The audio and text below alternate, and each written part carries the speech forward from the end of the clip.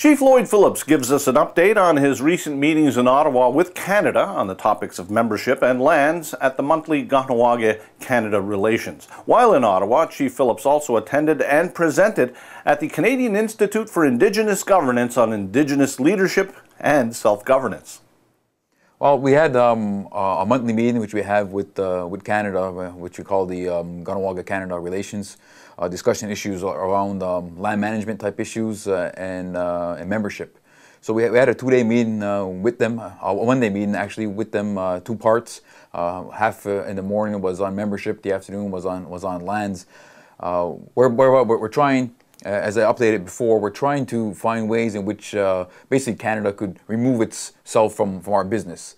A lot of the legalities and things in and around that with the Indian Act and other policies and laws that impact our community. So we're trying to find a way to separate those two. So where we have our own Kahnawake membership law, whatever it may look like, end of the day, it'll be fully recognized, not only internally but externally. So basically, Canada could stop making Indians and putting people on our ban list, which we don't recognize. So that work has been going on for some time now, but now we're getting to a point where we're actually starting to break it down into really sizable chunks of work, whereby we have very specific discussion papers and issue papers developed where we can start identifying very clearly what the issues are and potential solutions, which is more important. We know what the issues are, but Canada's Canada and it's hard to get them to come along sometimes, but what are the solutions?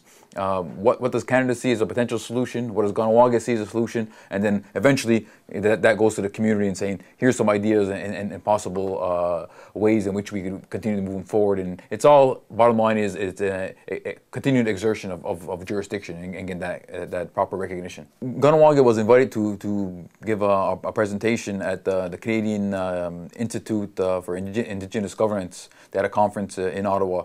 So I took on that task and was asked to speak on general governance as a whole and basically how Kahnawake has evolved over the years. We're in the forefront in Canada, basically in terms of how we structured our community, how we structured our services, and so on. And we're looked up, highly by many First Nations, and they want to get a good insight on how we did that, how we created our laws, how we manage our finances, and generally our whole vision in terms of where we want to go into the future. Exerting more jurisdiction, and revisiting the historical relationships with Canada and such. So it was a very broad type discussion. But certainly when we talk about governance, it's hard to narrow it down into a small segment. But it went very well. It was very well received by the national audience, and it was good to see that kind of support out there. As well as they asked a lot about whether or how we managed to do stuff outside the Indian Act without getting permission. And I try to explain best we can.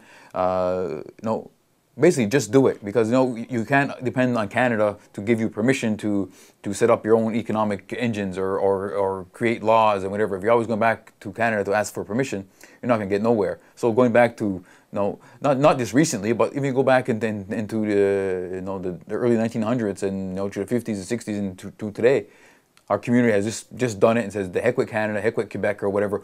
This is what's right for our community, and we're going to move forward, and we'll continue to do that. And I think a lot of people are taken back by that type of attitude, but we proved in the long run, despite some of our faults over the years, we have a lot of successes.